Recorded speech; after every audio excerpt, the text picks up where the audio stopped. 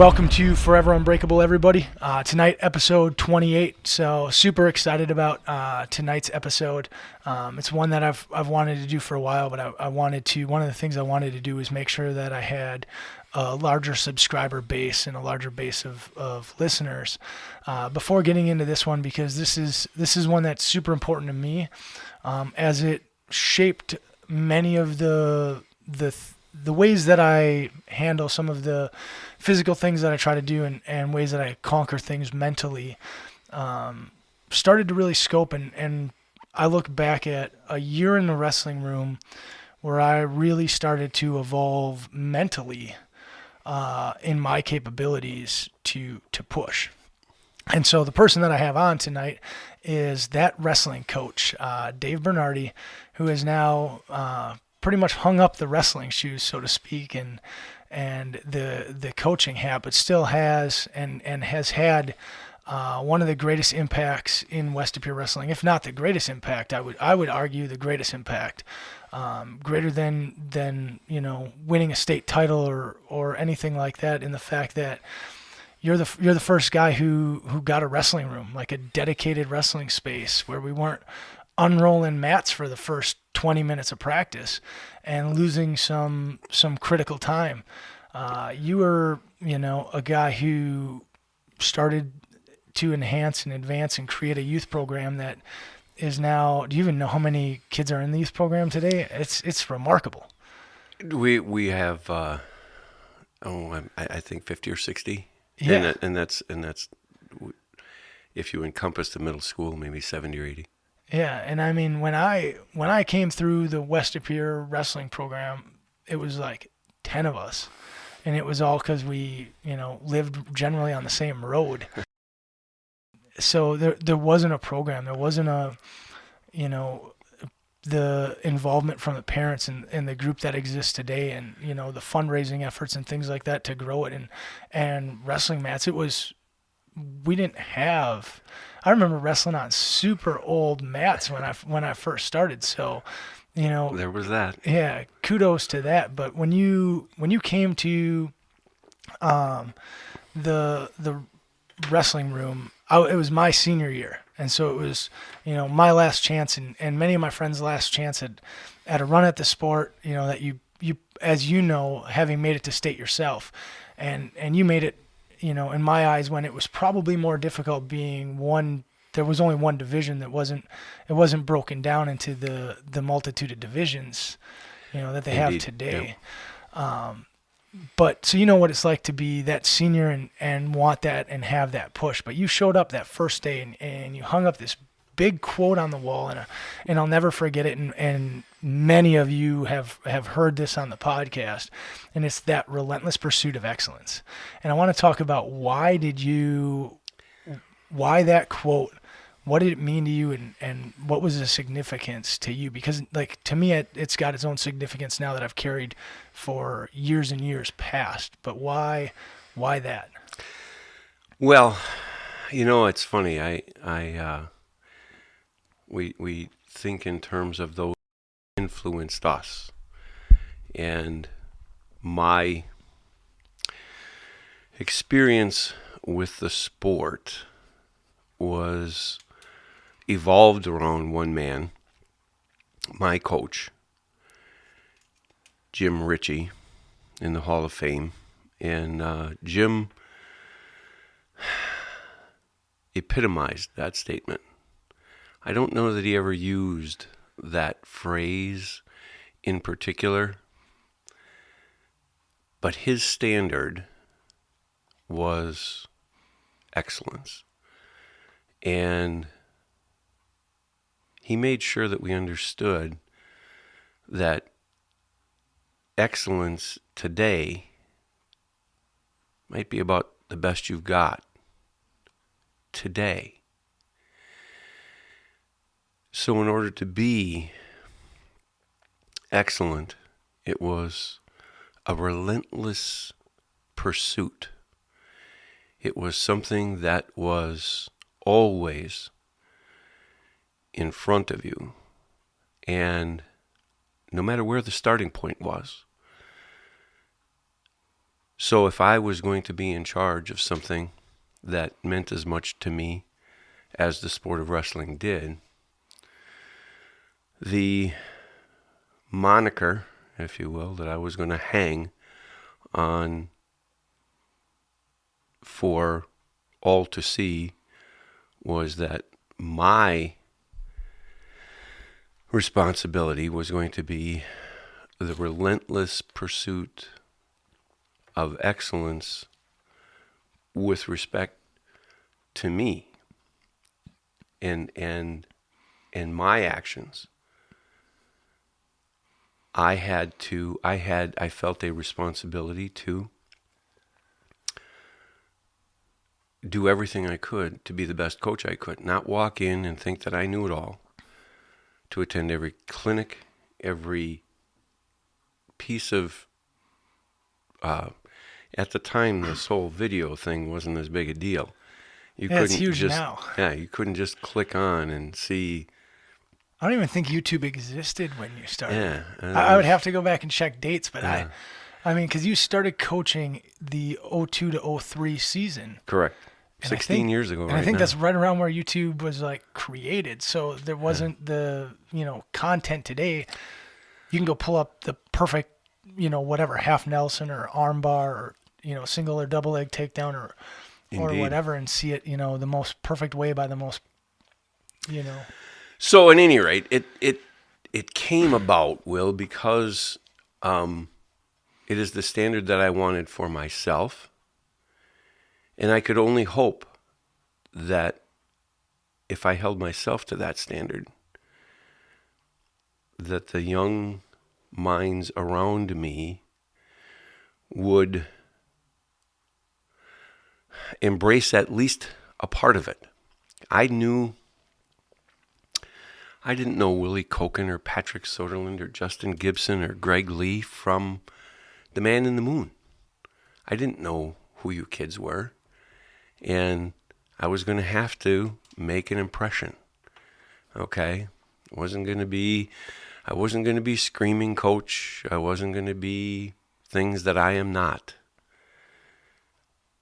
But my coach had that lasting effect on me. In fact, at my father's funeral, in my sophomore year, between my sophomore and junior year in high school, he came to the funeral. And he had just a few words to say to me, because my brother had been killed, who had wrestled for him 6 years prior. Anyway, and he attended that funeral as well. I was only 10 at the time. He comes to my father's funeral and he says to me, "Well, Bernarde, you got some decisions to make." And I looked at him and he said, you lost two important people in your life. And he said you could go in a tank and nobody would think anything of it. Oh, look at all the bad stuff that happened to him. He said, but, you got a choice here. He said, did those two men mean anything to you? I said, yes, they did, sir. He said, were they good men? Best I can think of. He said, then I want you to think about this. He said, you are what's left to manifest the good that was in those two men. He said, that'll be your choice. Nobody can make it for you, but that's your choice. He didn't know it at the time. Coaches say a lot of things to a lot of kids in a lot of days, but those words have stayed with me. He is now passed. He passed this last year from cancer. But those words have stayed with me my entire life. And it was the foundation on which I thought I should, I spent a lot of time after that alone. My mom was a great woman, but she was almost broken. Yeah, I couldn't imagine. Loss of a son, loss of a husband. She was not yet 50 years old. And she was nearly broken. So my pursuits became mine and mine alone. And in the things that I look to families to fulfill these days, well, when I was the head coach, that was all. I did that on my own because my mom hated the sport. And at any rate, we're back to the relentless pursuit of excellence. And so it became a part, not in those words at that time, but as I was coached by him through my junior and senior year. It was funny. He never got mad. He would let you know if you had fallen short of his expectations in a way that made you regret that you had made this misstep. And when you worked for him, it was, and I'm talking about on the mat now, it was right out of some place internal, some place that I couldn't describe at the time. You did it. You were not doing it, just for yourself. You were doing it because he knew it was in you. I was one of those guys, honest to God. I didn't make varsity until I was halfway through my junior year. And then it was only because 3 guys quit in front of me that I couldn't beat. And I wrestled in the sectional final that year. Yeah, that's crazy. And he had this incredible way of not overwhelming you with expectations, but letting you know that he just believed that you were going to beat this guy, or, it didn't matter what their record was, didn't matter. Yeah. And so all of a sudden you find yourself down 3-2 with 10 seconds left in a situation where you can score, and you find it someplace in you to score and win the match. You can. It's great leadership. Like when an individual has that impact on you, it's great leadership, and it's one of the things that I've taken from you is that leadership quality, and it's something that when I look and do my self-reflections on my leadership ability, I go back to many times of things that you did for myself or the team during that time that has, developed me today and the way that I lead. And one of those things that you brought up, and I want to go back to it real quick as we continue on the relentless pursuit of excellence, was you created 2-a-days. For my first 3 years in high school wrestling, nobody opened up the gym for us in the morning. But it wasn't just the significance of opening the door. You never made the morning practices mandatory, so many of the wrestlers didn't come, and some of us did. But the one thing that I never forgot was that, and it motivated me to push and work harder, was that you were always working out as well. And you didn't make it about us, and you didn't force that we did the bench press followed by this, followed by that. There was no regimented workout. It was, if you want to get better, I will give you some ideas and you can go execute these, or you can execute your own plan, but you're here for yourself to improve as an athlete right now. And that was something that no other coach in any sport that I had played had provided me until that time. And it wasn't now that I look back at it, and I didn't notice this at the time, but now that I look back at it, you worked out with us. And to me, a great leader does the same work as their men. And if you're not willing to put in the hard work that you're asking somebody else to do, it's hard to hold them to that line. And so you did it without us even realizing it. And I'm able to look back at it years later and be like, I need to do this, because this is one of the reasons that I look back and have a tremendous amount of respect for Coach Bernarde. And I need to do that if I want the respect from my men. And I know that it has given me respect. So, I think that is huge on, as you talk about that relentless pursuit and you holding yourself to that standard. It's the first thing that comes to mind is at 6 in the morning, 6:30 in the morning, we'd be there working out, and you would be working out alongside of us. As I matured in the coaching aspect, it helped me grow as a professional as well. Because there are things that we like to bark out, in front of kids, and knowing that if they embrace that, they will be better. But among my brethren, there were oftentimes, I so often heard the words, they got to get, they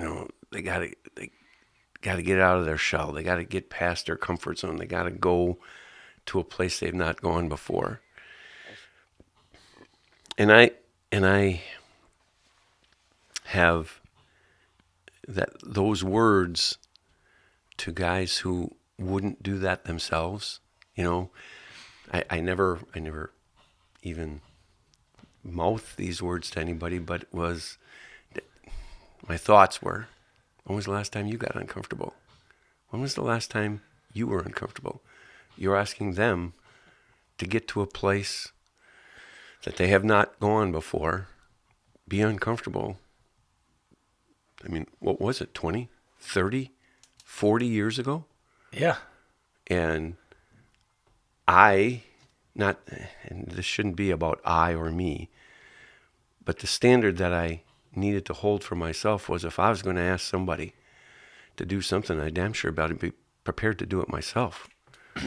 And getting uncomfortable was part of the deal.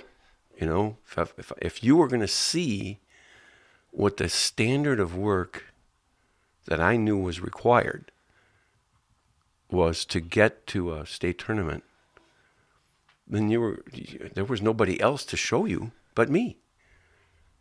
And while I knew what it was, I hadn't practiced it in years. So I didn't waste any time. We started right away. Yeah. And I'll never forget. There's a couple of things that I will never forget from that year wrestling. And one of those was those mornings when you were just dripped in sweat. Just dripped in sweat.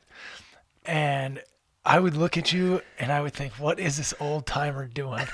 Like, he doesn't have to do that. He's a coach. He tells us what to do, and we're going to do it. But you left it up to us. Like, what do you need to improve on? That's why we're here in the morning, is to improve on what you know that you need. Because I'll get my 2 hours of direct coaching this afternoon after school, but the morning is all about you and your own development. And I didn't realize it until, it was but a few years ago that it finally all started to click with me as I became a leader, and I'll call it forced leadership. I thought I was ready to be a leader. I thought I was going to be the greatest leader in the Army and all this stuff. And you get promoted into a leadership role, and that's when you kind of realize that you don't know, for lack of better terms, what the fuck you're doing. So I got into that position, and that's where I first started to look back, and that's where I started to notice these things. Where it was, he was there working out in the morning, not just for himself, but for all of us to see that he's willing to put in the hard work to get the success that he wants to see out of the program. And, we saw that numerous times, because wrestling in West Appear in 2002 was a frowned upon sport. It was all football all the time, and wrestling caused you to lose weight, which didn't benefit the football team. And you would go into these, by force political battles. And you told us from one of the earliest days in wrestling practice, I remember you saying, I am not the best coach that you could ever have, and I will never pretend to be the best coach when it comes to wrestling technique, but I will advance the wrestling program. And wrestling will be a cornerstone of West Appear sports.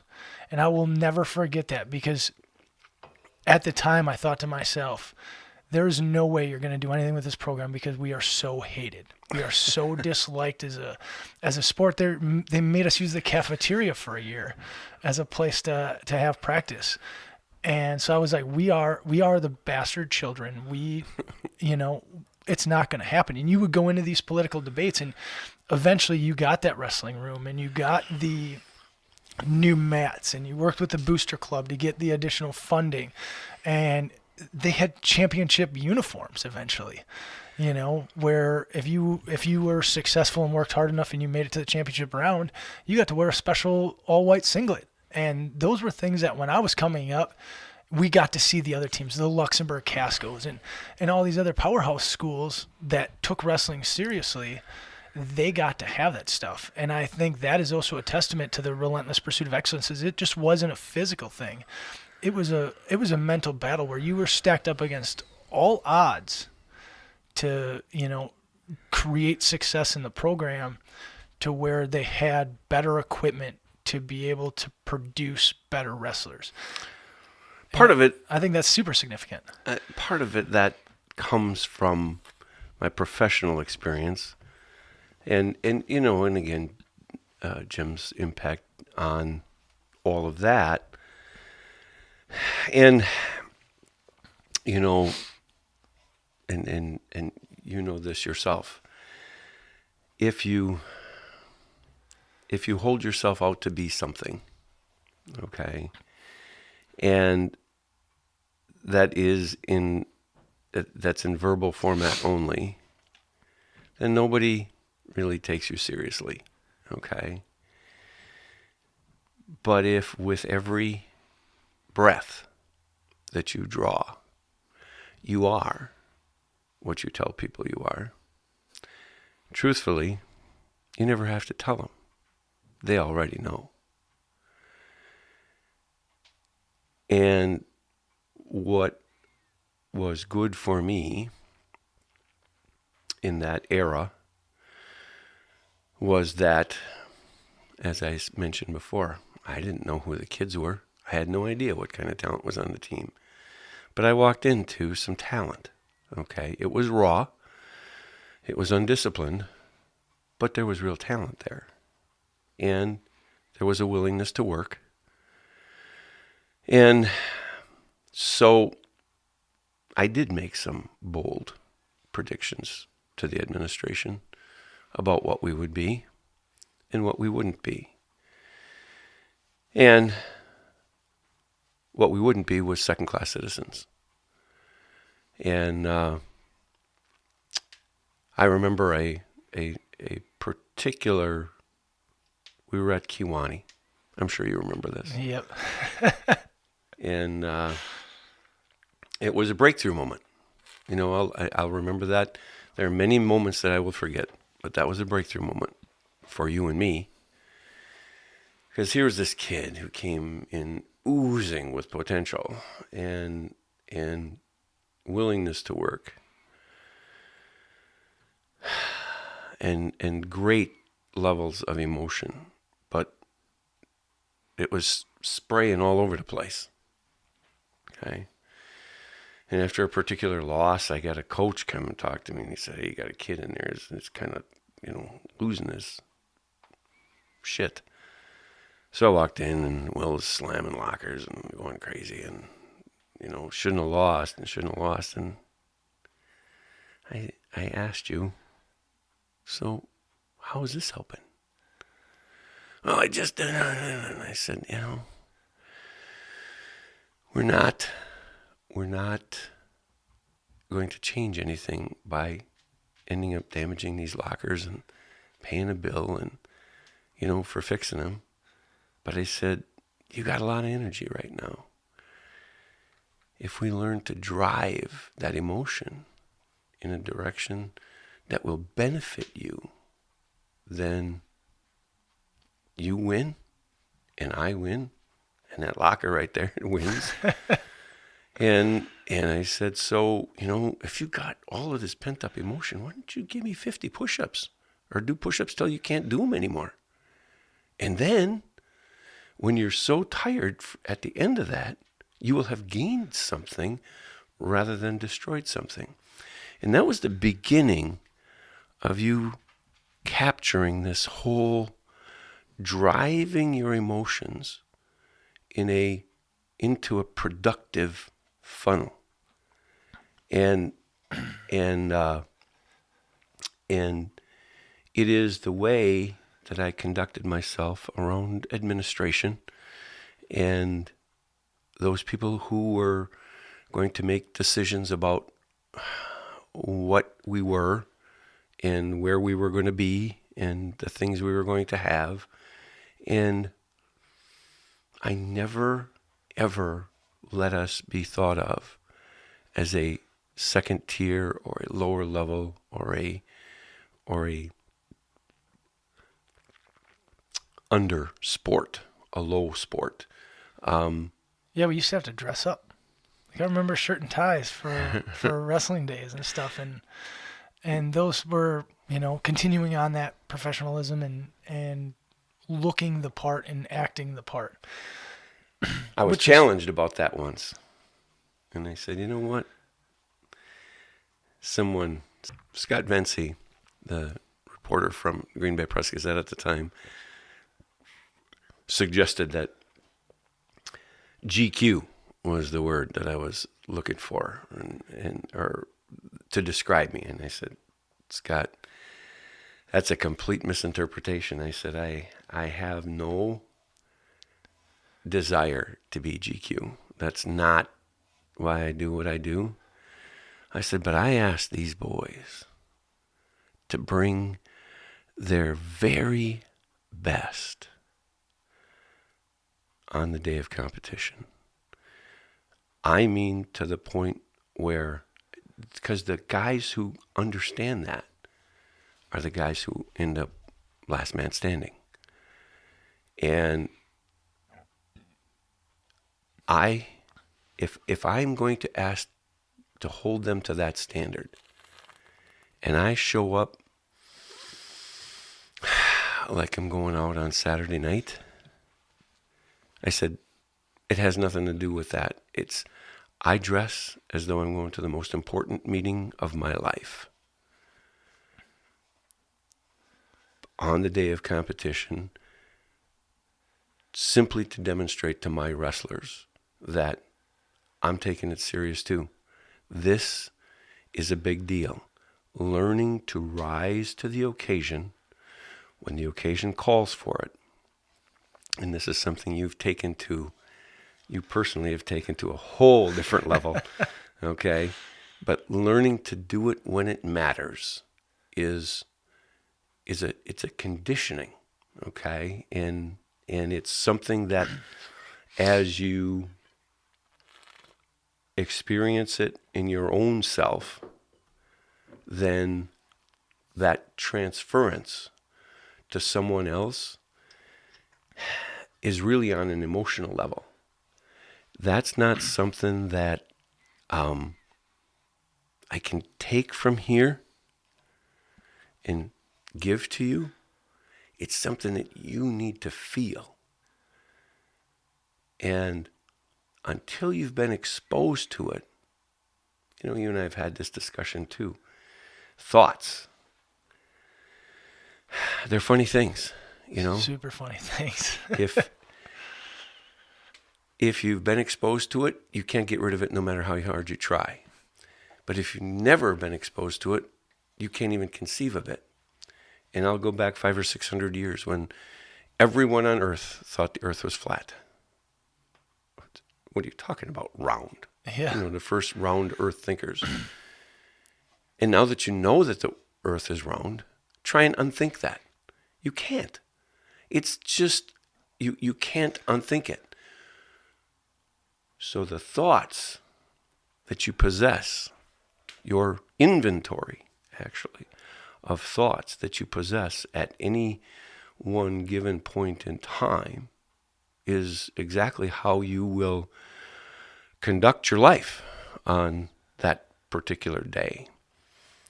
The inventory of thoughts that I had at the point in time when I took the program over, your last year in high school, was the only way for us to not have that low sport, second tier, second class type of treatment was to conduct myself and ourselves as though we were in the relentless pursuit of excellence, always being the best that we could be on that particular day. So that's how that all evolved. And to be fair, Lanny Tebaldo was, at least in passing, a wrestling guy. He came from Merrill, where they had an outstanding wrestling program.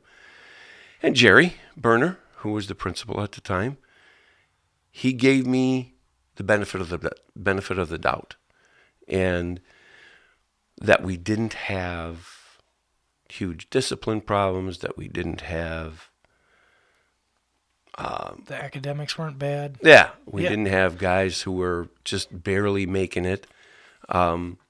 Academically, bought us enough time for that philosophy to take hold.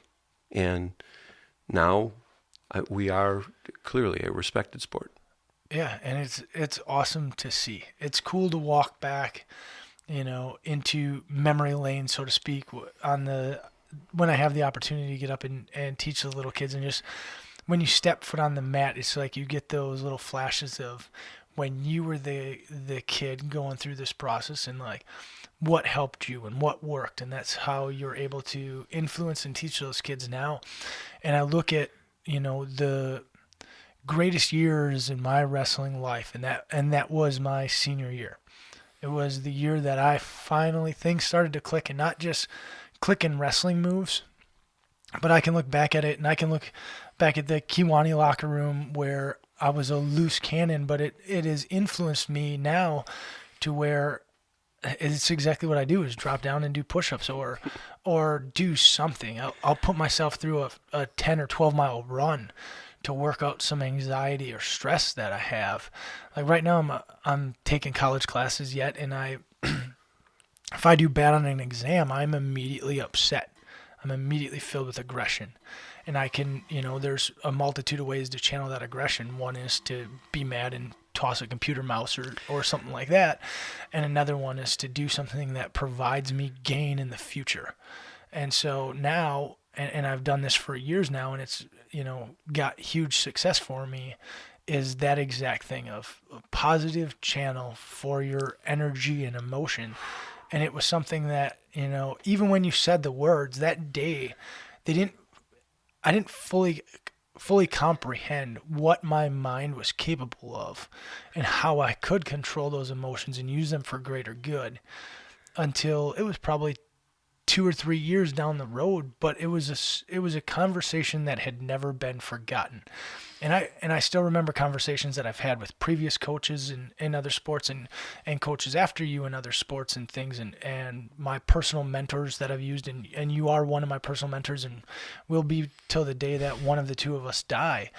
And I appreciate having you as a mentor in my life, but you never forget some of those conversations. And that was one of them. The quote, "The relentless pursuit of excellence," is something that the podcast was almost named The Relentless Pursuit of Excellence, but it's already out there. It already exists as a platform.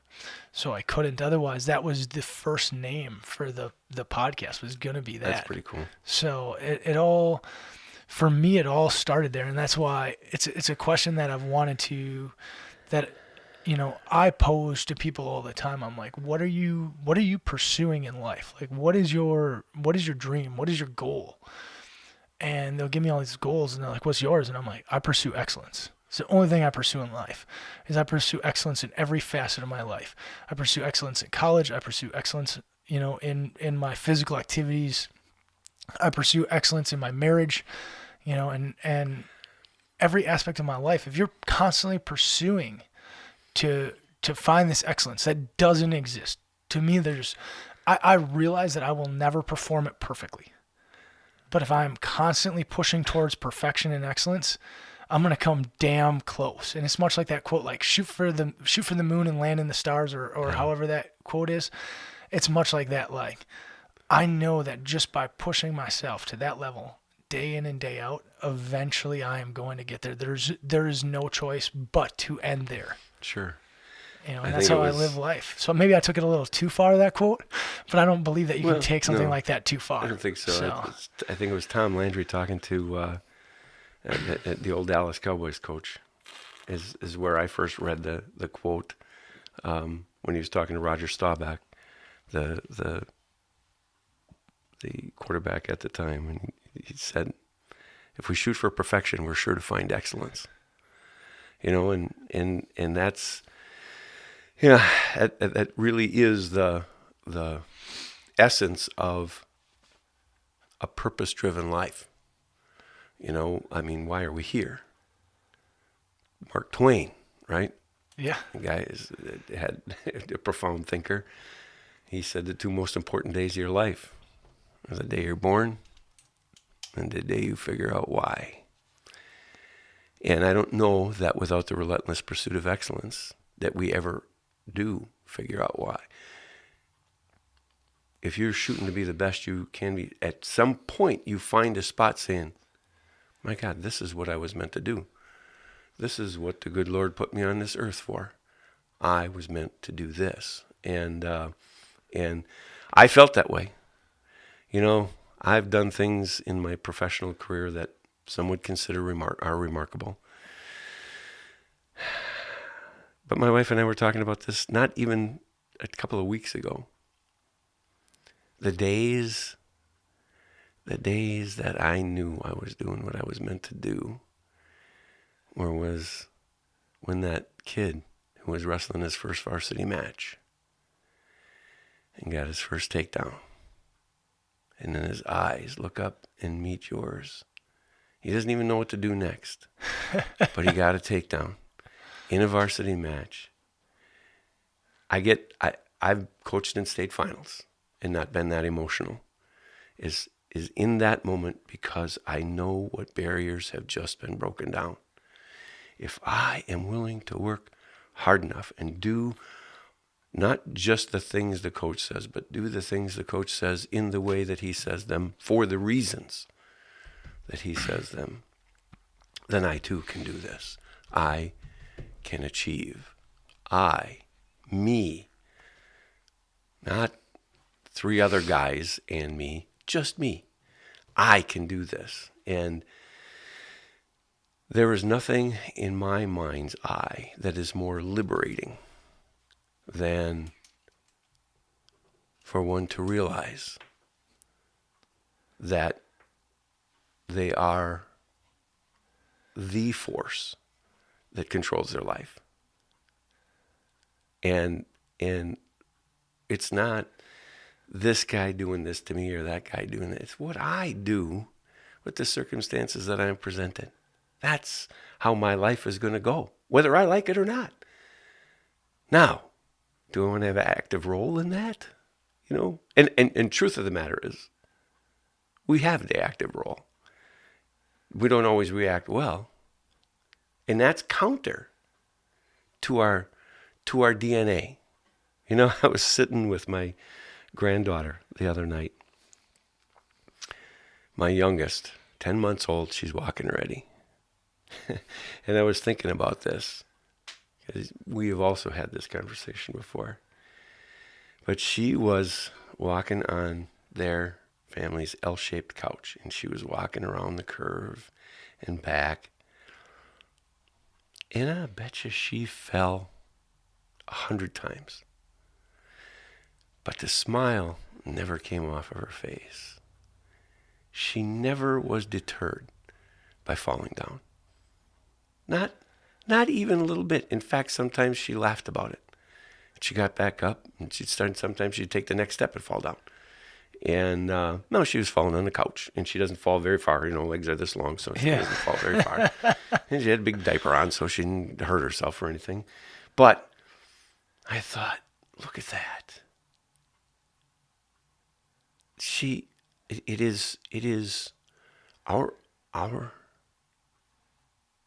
willingness, our desire, the inborn nature for us to achieve is natural. I don't know. I've never studied. I don't have any degree or anything in psychology. But when you think about it,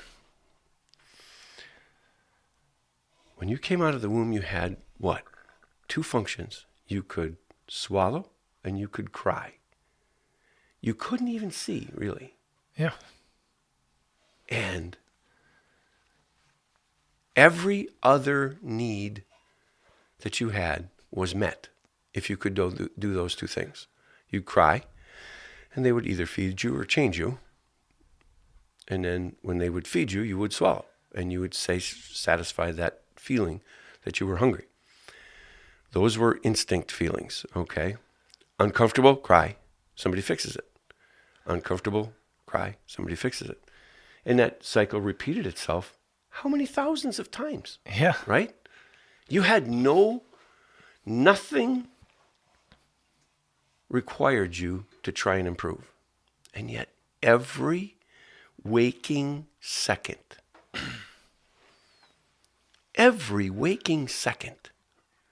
was spent trying to get better, trying to improve. First it was holding your mama's finger, okay? Then it might have been holding your bottle. Then it might have been whatever it was the next thing until you started to crawl, and then you tried to walk, and then you tried to talk. Think about it. You didn't even have conscious thought. Neither did I. Yeah. And you learned a language inside about 3 years. Yeah, it's crazy. Right? It's absolutely crazy. When you and I have talked about this, it's remarkable. It is incredible. So the need to achieve is inside of every one of us. We have to do it. And when we fall away from that is when we begin to, for lack of a better word, rot.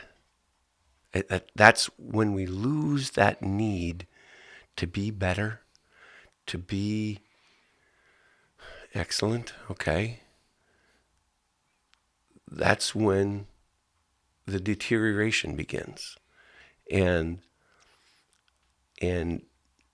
there are many, unfortunately, that I've seen who become either satisfied or frustrated with their status. Yeah, they become comfortable. When we talked about earlier that getting uncomfortable, they fall into that comfort and they're afraid to leave it. It's, as we talked about using the word fear with that exact stuff, is you build this fear or this inability to get uncomfortable again and start to pursue that excellence. And so as you move through life, as one moves through life, and you make a decision when you wake up in the morning, you know, how you're going to greet the day. And if you're into the things that we happen to be into, you know, you're going to greet the day with, what can I get done today? Yeah. You know, how much can I get done? And there are days when you'll wake up and think, that mountain is just too high. And then you'll realize you shake that off pretty soon, because sometimes it's just about putting one foot in front of the other, right? Just get through it. And then at the end of the day, people look around and say, oh, look what you've done. And all you did was just trying to get through. But at any rate, you've flattered me with your recollections of some of the things that I've said. Not that I didn't believe them. I believed them with every ounce of my being when I was saying them. And I believe them today. And I believe them today with every ounce of my being. And I know that having conversations with, you know, many of the guys that you had the opportunity to coach, back in that year where I was coached by them, as well as we've all kind of relived some of those conversations that we've had with you, whether it be the way that you addressed the whole team or the way that you handled situations that we got to see that are ways that we now handle things and have created success. And I look at just the grade below me, the juniors and the seniors that year, and the success, and whether some of them like it or not, I attribute a lot of it to the wrestling mat and the way that we were developed from a young age in the sport of competition, and how that breeds a different being inside of you, as well as to what you have done in our mentorship and process of development. We've achieved great success when I look at those individuals, and it's got to make you proud, because one of the things that I had written down is something that I wanted to talk about tonight on the podcast is the development of young men. Because when you began to continue our development, because through life you're constantly being developed, and if you're not, then you're ignorant, because somebody is always trying to develop you to do more in yourself, or you need to be anyways. Right. But at the time when you came into the wrestling room, we're all immature. When I look back at the way I was in high school, my maturity was not near what it is today. I didn't see the world the way that I see it today, and I didn't have the life experiences to be able to do that. Nobody really does at that point. You're too young, and you haven't had the full experience yet to be able to bring you to a level of realization of what some things mean and some things don't. And I wanted to talk about that development, like how you went about doing it was unique in an aspect where you didn't yell at us ever, but you had talks with us that left us trying to fix it, because we could just feel and sense the disappointment and disrespect to you, that it left us wanting to be better in a way far greater than being yelled at. And it's something that I use today. Very rarely do I yell at my soldiers or even smoke them by making them do, push-up, sit-ups, or whatever other stupid exercise pops into my head. But rather I have a simple conversation with them about their wrongdoings or their, underperformance, and why that approach and how that worked is so significant. But like, talk a little bit about, the things that you've done or learned that other leaders in the community and leaders in the world, anybody who's listening to this podcast, can use to help develop either employees, whether they be old or young, or, children, that as a parent or anything, to make those around them better, because you've done things in the development aspect of the human being. I look at it when I was talking to my wife about this podcast, because I've been pretty excited about this one for a couple of weeks. And I've talked to my wife numerous times, and she knows that I hold you as a very high mentor in my life. And we talked about it, and I was like, I can't say developing athletes, because yes, you improved our physical fitness and things like that. But if I were to say that you developed athletes, it would be an understatement to what was actually done, because you were developing human beings. You were helping us become better human beings and better contributors to our community by, as we talked about earlier, the professionalism of, you will wear your best clothes on the day of competition, on the day that is most important. You will look the part, you will act the part, you will hold yourself to a higher professional standard. And those are things today that, as we walk into a board for something or an interview or any day that is significant to us, we look the part, we walk the part, we talk the part, and we are the part, and we go in and we are successful. It's funny. We just talked about our baby selves here a few moments ago, and for this to follow, I guess, is pretty natural. That follow-up question, because we all have, in what I like to call we have an I in our mind. the way we see things. Okay? And in our mind's eye is not always the way that it develops in life. And I see things for Will. I see the way things could go or should go, or Patrick, or Justin, or Greg, or Matt, or Joe, or whoever was on the team at the time. And when I saw that things weren't going the way that they were capable of going, I'd like to call it a peek behind the curtain. Rather than chew you out, it was more important for me to give you a peek behind the curtain. What might it be like to actually get to this space?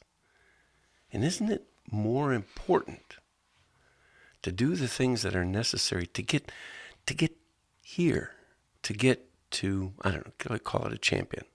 Okay, we talked a lot about champions in the day. Okay, and we did. You know, I mean, I talked about champions do it when nobody's looking. Yeah, that's a big quote I'll never forget. Yeah, and it's not anything stupid or funny or wrong. It is, they don't require somebody to yell at them to do the things that are necessary to win. And so when I would approach folks who had fallen short of their own expectations, say nothing of mine, and mine were always secondary anyway. It was with that in mind. Give them a peek behind the curtain of what it could be if, you know, I've had a chance to do some substitute teaching, and I've looked at, you know, kids who are, you know, boisterous and disruptive and do those kind of things, and, you know, the attention that they seek, and I've thought, you know, maybe I should give it a whirl in the classroom. And, you know, it's ridiculous because I don't have but I've often thought of that. What if they tried excellence? What if somebody just said, you know what? You know, you're screaming for attention. I can see that. But what kind of attention do you think you'd get if you put on the coat of excellence? You came in and you were the first one in, and you had your assignment done and everything. What kind of attention do you think you'd grab if you did that? You know, how would your life change then, as opposed to, yeah, you're getting attention now, all kinds of it. Yeah, it's just none of it the wrong kind. None of it the good kind. Constantly. You know, somebody's paying attention to you. I get that, but you know what? If you tried excellence for a while, even for a little while, surprise somebody on the upside. Give one person who just doesn't expect it of you something way better than they expect.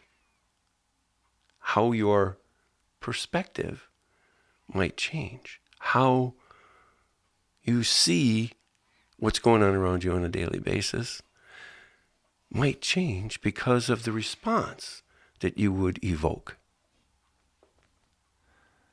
What? This is your work? Yeah. You know, you actually did this? Wow. That's pretty amazing. You know, and then you get called on for a productive answer rather than, yeah, well, you know, she's going to do this or something anyway and has nothing to do with anything, but you're being disruptive and the kids all laugh. And one day I said, what's funny is the kids all laugh when you say this stuff, but you know what? They really don't think you're that smart. Yeah. They don't think you're that clever. They, in fact, kind of think you're probably stupid. Exactly. You know, because you're just exhausting the opportunity that's being laid in front of you. If if you walked into school every day, and this is school, I know, but and I've used this analogy. But it's as well. important because we've all been there. Yeah. Everybody has been a student. Yep. If you walked into school every day and sat down at your desk and there was $100 laying on the counter, front counter, and all you had to do was walk up to the front counter and get that $100 bill, slide it right in your pocket. How many of you would do that? Everybody. Yeah. Huh, great. Cool. How many would come up and take the 100 and put 95 back? Nobody. Well, good. At least I know you're breathing, you know? And yet, how many of you do exactly that every day? Your school spends at least $100 a day on you. At least. Are you getting everything? Are you getting it all? Or are you leaving 50, 60, 70, 80? Maybe the whole $100. 90. What about the whole 100 laying there in the desk? Your choice. Nobody's making you take that $100 worth. Nobody's telling you that you have to leave it there.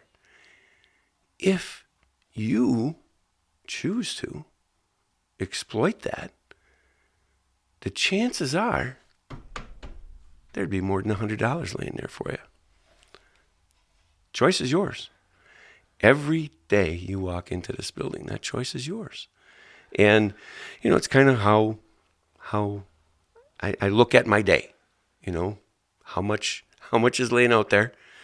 How much am I going to leave laying on the table today by taking an extra 15 minutes at lunch, or, you know, scrolling Facebook for an extra 15 minutes when I probably should be doing an email or something like that. And, you know, those are things that you continue to do when you're 62 years old to hold yourself accountable. And it's huge because you have to hold yourself accountable. A lot of times you're the only one who gets to hold yourself accountable. Like I'm the boss of my building. So my nearest boss is 45 miles away. If I don't hold myself accountable to get my tasks done that are expected of me, he won't know. A lot of times he won't have a clue. Yeah. But I'm the one who's got to go home and sleep knowing that I didn't produce what I'm getting paid to do. And if I don't, in my job, I'm letting down a soldier or several soldiers. And those things can lead to greater issues down the road as we approach combat. And so could cost somebody their life. Exactly. And it's that way anywhere when you look at, you know, how far what you do, how far down it trickles. If you're not holding yourself accountable and holding yourself to a standard of a pursuit of excellence, I think you're letting down not only yourself, but those around you. And you're creating a lot of those people create a tension in that negative context almost, where they're creating a tension to be more about themselves than about the greater good. And the people that I see that are the most successful oftentimes, you don't hear a word out of them. You just see their results. And you see the results time and time and time again. And that is how they speak. And they speak far louder than the person looking for attention. And so I like the way that you brought all of that back together in the development aspect, because I think it's huge. And it's something that I remember back from the wrestling room that year as well, is that the humbleness. Like, be humble. Whether you win or lose, you always go shake the other coach's hand. You always, shake your opponent's hand. Win or lose, like, always be humble. You don't need to celebrate the fact that you just won the match or you won the match that won the team meet. Be humble. We'll celebrate after. But I started to learn the humbleness that year as well. That has carried with me, because the reward that I get now from letting my actions speak for me is far greater than any reward I've ever gotten for telling people who I am before or What after you've done. doing something. And I think that that's super significant about the attention piece. Without question,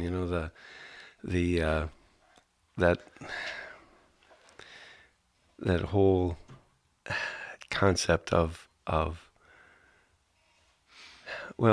humility mixed with confidence, and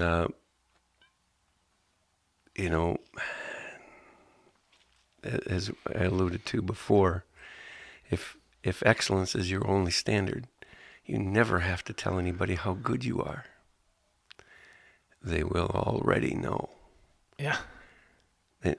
You've been in rooms, walk in rooms where someone's presence, you feel it. They never have to tell you how good they are. You already know. I am in the presence of greatness, and I have held that out as the something to aspire to, not what it's not what you boast, the achievements that you've made that you boast about. It's the ones that you've made that have made an impact. I'm feeling rather full of myself tonight listening to you do some of these things, and I mean that facetiously, but the some of the stuff that I have accomplished has been not even really known or understood by me, and yet it has taken place just by your own words, and it is that feeling, I think. Paul Liss, he's the head of the boat company out in Pulaski. They build those big yachts. He and I ran in a state track tournament together as well. And we talked one time about the productivity that could be unleashed if people could feel what it's like to stand on the other side of all of the work and the sweat and the stuff. That spot that we got to stand in for just a few seconds, that spot of achievement that you've earned something, and it was your actions. It was not your words that changed anything. It was your actions, the things that you did that brought you to that level of achievement. I said, if people could feel that, how much harder would they work? How much more important would they consider the task that's in front of them? How much farther would they go to gain that feeling that we had that day on the podium? And he said, and I think might have been a text exchange, and he said exponential. It seriously is, because you've been there, right? I remember you winning at Oshkosh on the Water, and you didn't win the tournament, but you won matches there that you had never won before. Yeah, and that was a good day for us, and we had guys make it to the second day down there, and it was, I look back at those moments in time and thinking, yeah, they're starting to get it. They're starting to get it. And I did learn through some attrition that I had an emotional bunch. But that's good. That emotion is what powers all of our actions. I have had times where I've had to, I shouldn't say had to, I felt it necessary to talk to moms and dads at the beginning of the season and say, listen, we're going to teach your kids something about emotional control. Please don't confuse that with lack of emotion or suppressing emotions. Emotion is one of the most important drivers that we have. But we're going to teach your kids that their opponents aren't the enemy. Okay? The enemy is fatigue. The enemy is complacency. The enemy is making a bad choice about your diet. The enemy is all kinds of things. Your opponent is simply the measure of how you're doing against the enemy. And whether he beats you or you beat him is really just a measuring stick of where you are in your development. You give me a kid long enough, I will teach him to be a state champion. Not because I know so much about wrestling, but because I kind of know a lot about people. And now that's not true in every case. There are some guys with gifts, and we know some of them. You wrestled with some of them. And just amazing God-given gifts that other people were just not going to get. Okay? But for the most part, if you work at it, it was Gable, not to bring a wrestler into it, but who said it takes you 1,000 times to learn a move. But if you learn it wrong, it takes you 3,000 times to unlearn it. And so, we were always about getting it done right and getting it done right the first time. And, one of my regrets is I didn't have 4 years with you. We would have had a different result, I think. Yeah, no, I agree. I think things would have gone very differently. But, that's hindsight, and I'm super thankful for the year that we did get, because it has led to, I've been out of high school for 16 years. 16 years now, yeah. So it's led to, 16 years of follow-on success from a few things that just stuck and have now, that now I'm seeing people that I've had the opportunity to mentor, and I've, pushed some of the same or similar beliefs onto them, that I'm now getting to see their success happen 5-6 years later. And it's cool to see, but it takes time for anything to develop and mature. And that's why I wanted to ask that question about human development, more so than athlete development, because yes, as athletes we develop, but not nearly like we did as humans. And I think that was a greater gain for us, and something that I am far more thankful for than the success that I did have that last year. The last year was the best year I've ever had in wrestling in my entire life. No question. But that does nothing to what I've gained as a human being. And to me, that is, that's far greater. And that's what I hope people are able to gain from this episode tonight. And you and I are definitely going to have another episode or multiple episodes, because I still have a bunch of things that I want to ask you. But if I did, we would be here till probably 1:00 tomorrow morning. And I don't want to do that to you. So but you and I have had some significant conversations that have, helped me with what I do in public speaking and different things that I do in the public eye, and how I help businesses and corporations grow and develop their leadership schemes and their leadership development, leadership plans, and things that, I've been able to pass on to friends and things of that nature. So I'm forever thankful and will always be for the things that I gained back that 1 year where we had the, for lack of better words, I guess, intimate relationship through wrestling that has now carried me for 16 years plus. You guys made me better too, Will. It's when the expectation is that you are to now lead and mentor young men, that is a responsibility that I took seriously. I read coaching books, and I read, guys who had succeeded in our sport and guys who had succeeded as leaders.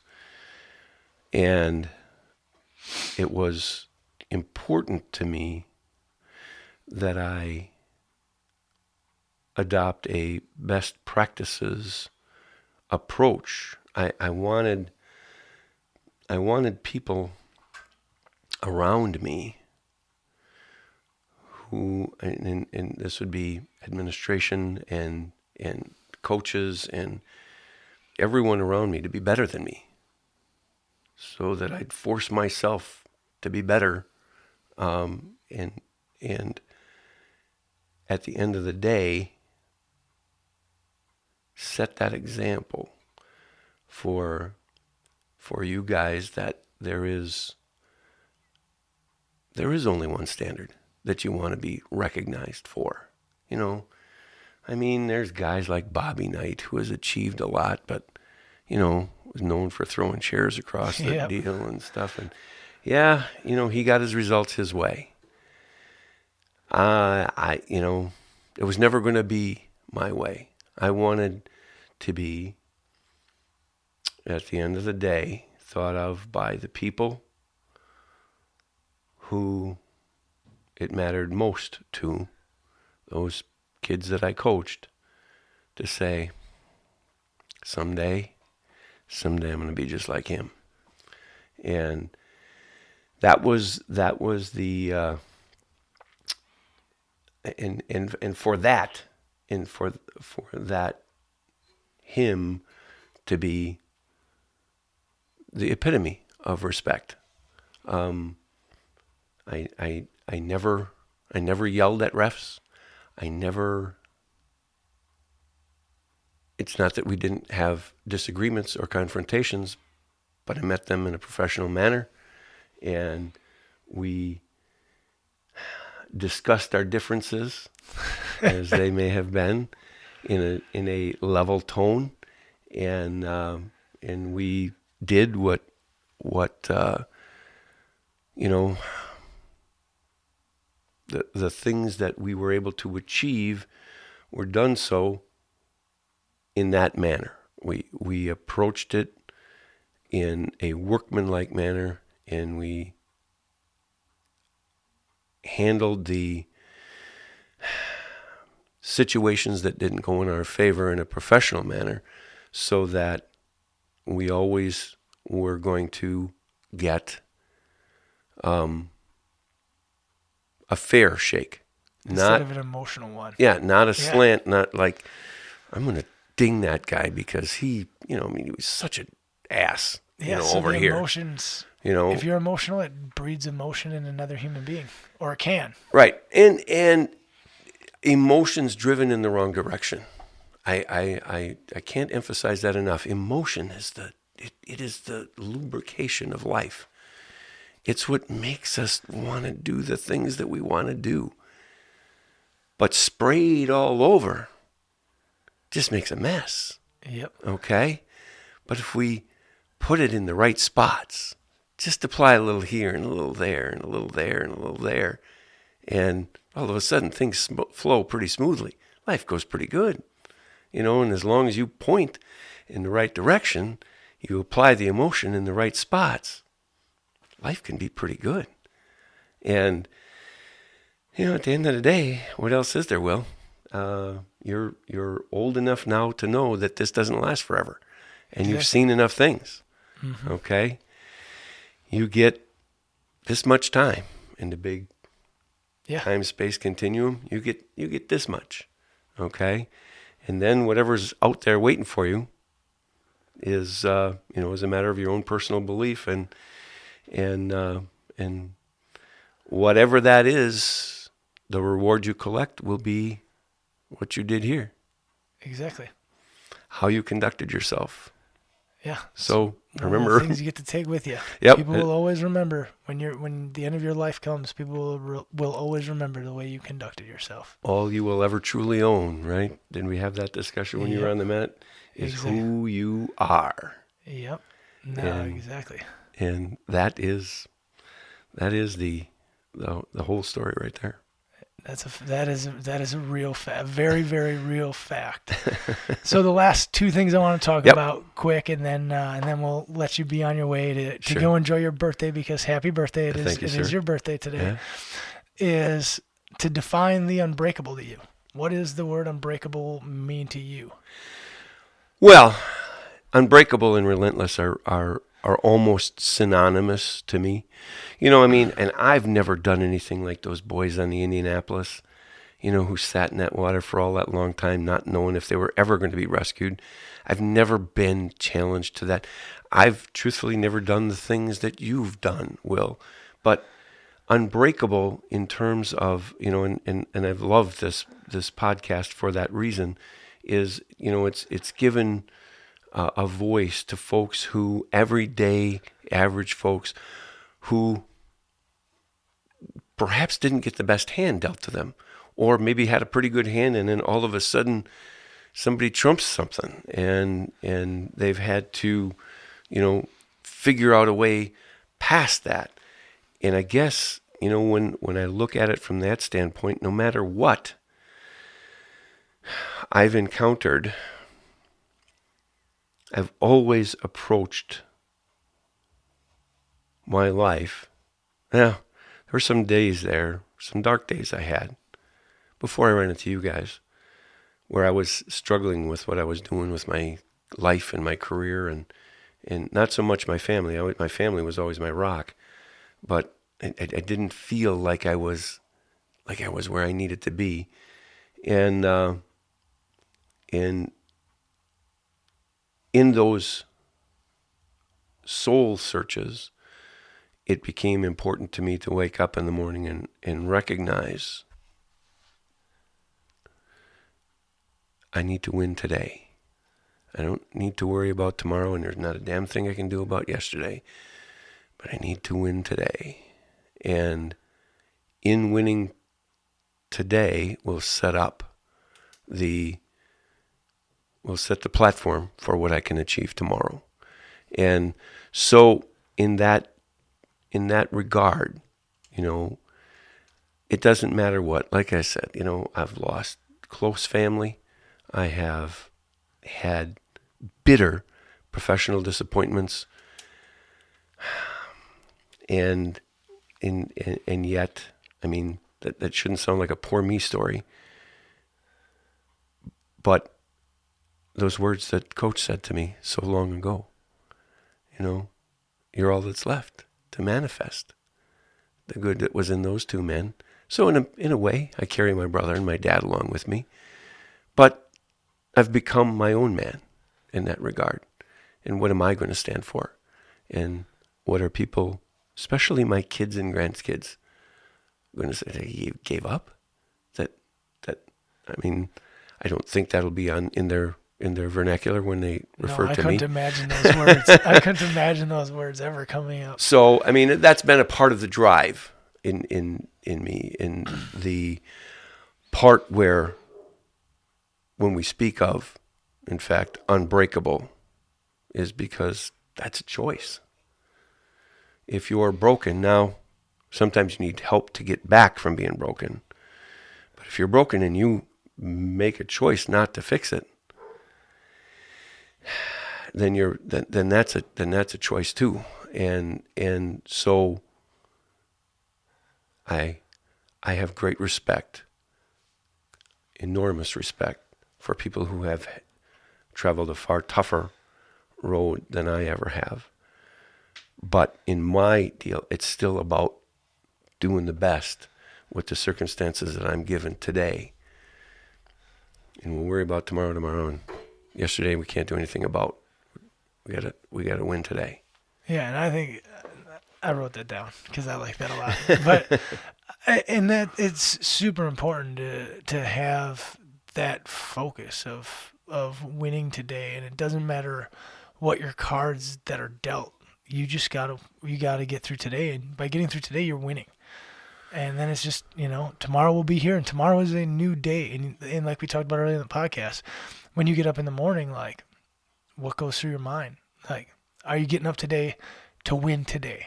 Are you? And I think that's the, the bigger message from this episode is like, get up in the morning with the plan to win today and go out and push and pursue that excellence. And you will be amazed, and you will generate more happiness in your life because of what it's providing everybody around you. If you're pursuing excellence in your marriage, it's providing you a happier wife or a happier husband. And if you're pursuing excellence at work, it's providing you a happier employer or manager or, whatever, or a co-employee or employees below you. Right. Because you're working harder for them, and it is noticed. You don't have to say it for people to notice it.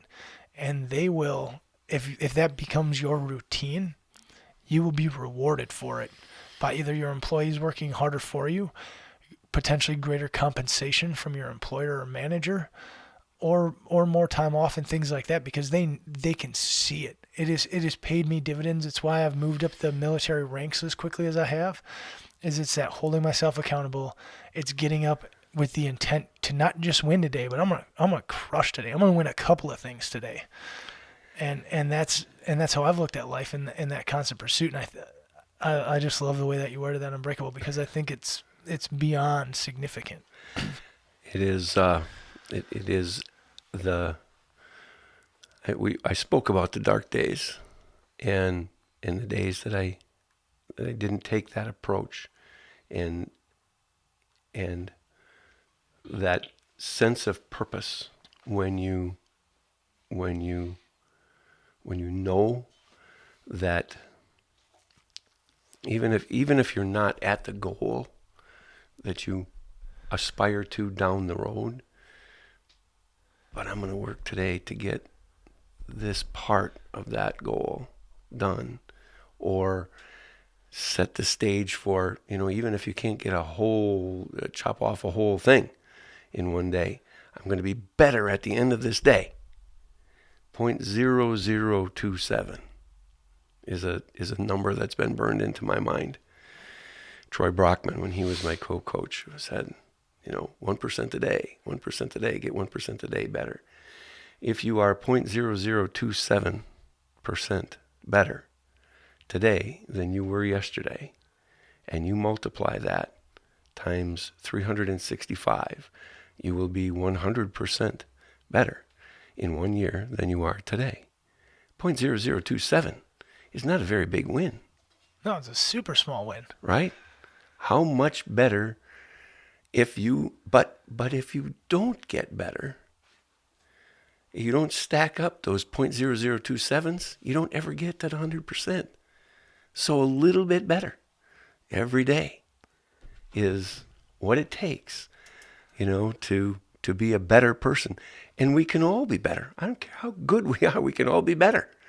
And maybe we're not going to run faster. I'm never going to run a 6-minute mile again. Okay, too many metallic parts in my body.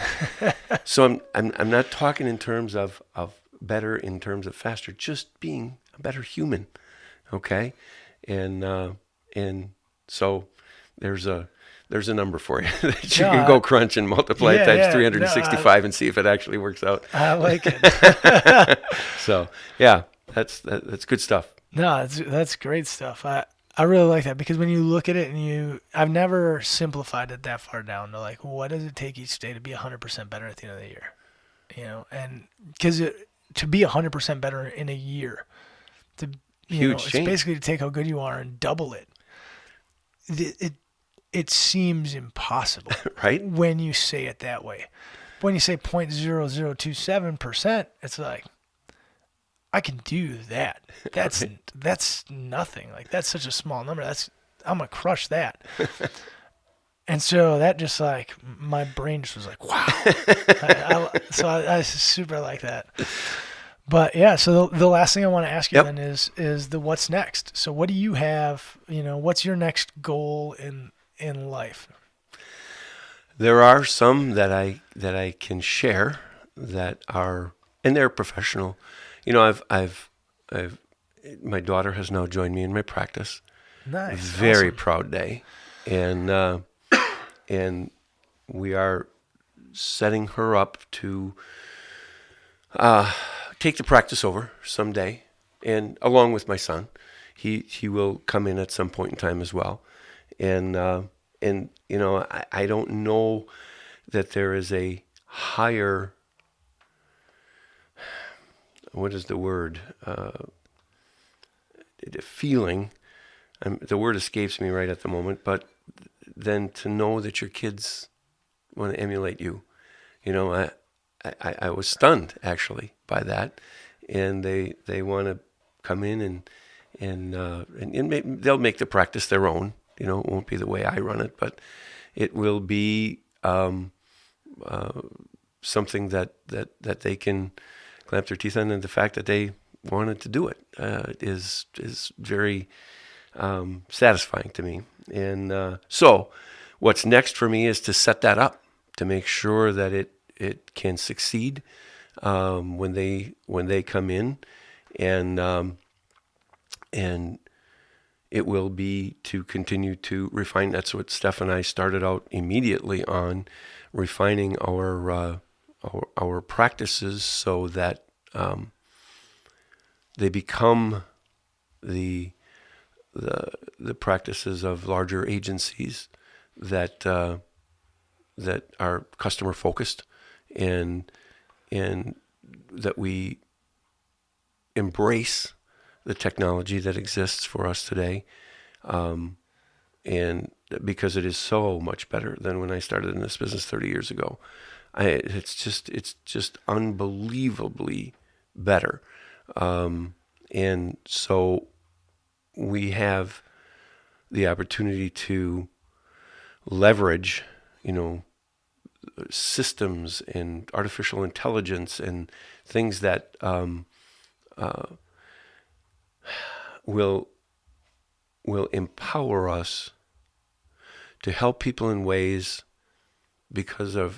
not because we're so much smarter than anybody else, but just because we understand how to use the technology to help them reach their goals and objectives. So that's really the holy grail for me. Well, it's just awesome. One of the things that you always strive for is for people, and it's come up in here before, is for somebody to want to say, I want to be like that guy or that girl. And you want to be the guy or girl that they want to be like. It's a sign that you are a great leader and that you're living life the way that life should be lived. And when it's your own children, that's the impact has got to be tenfold of any other human being. Well, certainly, like I said, it's high flattery, and don't get me wrong. While I'm flattered that they think that it would be cool to be like Dad, I still have my folks that I want to be like. I want to be a little like Will. And the things that I've seen you do, and the achievements that I've watched you push yourself through. There isn't a day that goes by, seriously, that I don't think of, and especially in my morning routine when I'm, at the gym, and I'm thinking, just be easier not to do this, And I think, yeah, I wonder what Will's doing right now. He's probably out kicking my butt. And I say the same thing every day. I say it twofold. I say it with the people that I use as mentors, yourself, and I've got about 15 mentors in my life that I am constantly in tune with what's going on in their life, and whenever I need something, I reach out to them, even if it's for just a couple of words. But I watch that heavily, and you're one of those mentors, and I think about those mentors when I'm working out in the morning, or when I'm at work in the afternoon and I am struggling to stay focused on a task, and I just want to, do the flip through Facebook. And I'm like, right now, my mentor is still working hard, and I aspire to be much like them. And the other thing I look at is the enemy, the person that wants to beat me and wants to kill me. I want to be so much better than them. And I look at, there's mornings where I've had to go out on a 2 a.m. morning or a 3 a.m. run in the morning, and I'm like, because of when my work day is starting, or how many miles I want to get in, or whatever it is. And I'm like, my enemy is working harder than me right now, and I cannot let that happen. And it creates that drive, and I love it. It creates that passion and that emotion, and you get that both from the mentor and from, looking at your adversaries that you want to be better than. It is a powerful motivator, isn't it? It's the most powerful. And you combine those two things, and it's a scary, scary thing of what you can actually achieve. Right, the potential that is out there to be achieved is it's exponential, as Paul said. When you think of what folks could, and that's what we talked about a little bit before. Just give them a little peek behind the curtain. Let them see in their mind's eye. Create that picture using word pictures, if you will, of what it might be like to stand on the other side. What it might be like to have your hand in the air. As a coach, it's pretty simple stuff, right? But what it might be like to be the rainmaker for your local church. What it might be like to be, the guy who sells the big case that makes 300 people have a job. Yeah. What it might be like, in those circumstances. Peek behind the curtain. Dare to be that guy, person, man, woman. Dare to be that person. And, the failure thing. It happens. It's part of it. Yeah, you bet. It makes you like my granddaughter. It makes you better if you take it and utilize it the next time. Yeah. She failed 50 times trying to walk that couch to me. Yeah. And she was never deterred. It's remarkable. Got up and kept right on coming. And I think I draw as much inspiration from her every day. And I think, oh God, because now I think about falling to my butt from standing on my feet. And I think, I don't know if I could get up once. Yeah. and I sure wouldn't want to get up. Indeed. So, well, this has been very fun, Will. I have another 100 things that I want to talk about. So you're definitely going to have to come back on. I would be delighted to. It probably won't be until I get back from the upcoming deployment stuff. Yeah. But you're definitely coming back on. We're going to do this again because I've got legitimately 15 questions left that I really want to talk about. So it's because I talk too much. No, this is good though, because I knew I wasn't going to get to half of the questions that I wanted, because I wanted to have, we did the main focus of what I wanted to talk about. Good. Which is getting people to understand that they can pursue excellence, no matter, how short they come to actually achieving excellence. As long as you're pursuing it, eventually in life you're going to get there, and you're going to get all the rewards that come with that journey. And we covered that over and over. So, good. I'm super happy with it. I can't wait to re-listen to it as I edit it, and then re-listen to it again after that. So I'm super excited. Thanks for coming on. I had a pleasure. great time. So, yeah. Okay. Take care, everybody, and remember to stay unbreakable. Thanks. We're out.